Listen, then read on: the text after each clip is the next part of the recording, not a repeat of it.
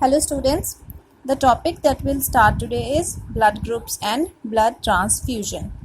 Well, if we talk about blood groups, we generally know that we are having 4 different type of blood groups, and in this video we will learn about the ABO system of blood grouping and also about the RH system. So first of all, the blood groups, they are discovered by the scientist named Karl Landsteiner. What he found that RBCs, they have specific proteins on their surface, and we call these proteins as antigens. Means RBCs of our blood, they are carrying certain specific proteins on its outer surface. He identified them and he called them antigens. And the plasma of our blood, we know the blood, it has two components, plasma part and the cellular components. We have read it in our previous video. Cellular components include RBCs, WBCs and platelets. So the plasma part of the blood has its complementary antibodies in it. Antibodies complementary to the antigens that are present on the surface of RBCs. Now two type of antigens are found in humans, antigen A and antigen B. And the presence or absence of these antigens make the 4 different type of blood groups in humans. Now we see with the help of these diagrams, we'll try to understand. See, if the person is having blood group A, it means he is carrying the antigen A. I've drawn them with purple color. If the person is having blood group B, it means they are having these antigen B on its surface of RBCs. If the person is having AB blood group, it means he or she is carrying both antigen A and antigen B on its surface. Blood group O means there is no antigen on its surface, neither A and nor B. So this is how the 4 blood groups, they have been classified. Now when we talk about the plasma, we have already said that plasma of the blood has its complementary antibodies, not the similar one but the complementary. So blood group A has antibody B in its plasma, blood group B has antibody A, AB, as it has both the antigens, so its plasma is devoid of any antibody, and blood group O, as it is having no antigen on its surface, so it has both the antibody A and antibody B in its plasma. This is a diagrammatic show off of these different antigen antibody reactions. See, I have made it antigen A, it can react with this antibody A. So that is why this antibody A is not present in our body. We are having which antibody? We are having antibody B, because this cannot combine with these antigens, so the antigen antibody reaction will not occur. So our RBCs, they are safe inside our body.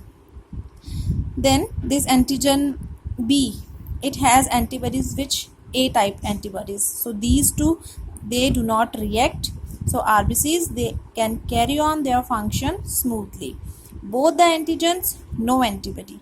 No antigens, both the antibodies are present in the plasma. So this is how the blood groups are formed, and we talk about the antibodies present in the plasma. Now we talk about the blood transfusion.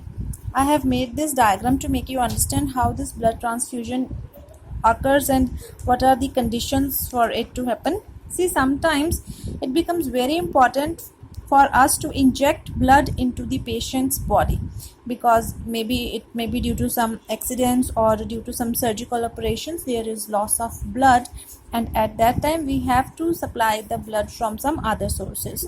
This is known as blood transfusion. See, now a patient with blood group A can give blood to the one who is having the same antigen. Blood group A can receive the blood from blood group A. And moreover, this blood group AB can also receive the blood from this blood group A, because they are having these antigens A on its surface and they are also having this. See, we cannot introduce any new antigen in our body, because that will lead to the antigen antibody reaction that will cause disaster in our body actually.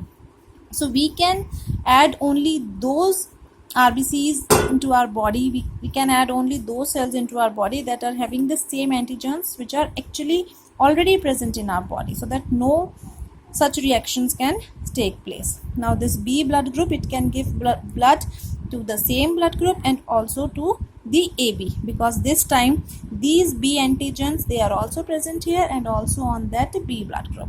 The AB blood group can give blood to AB.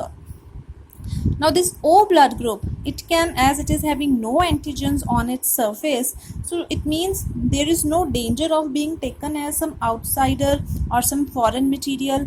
So this O blood group can give blood to O, it can give blood to AB, to B and to blood group A.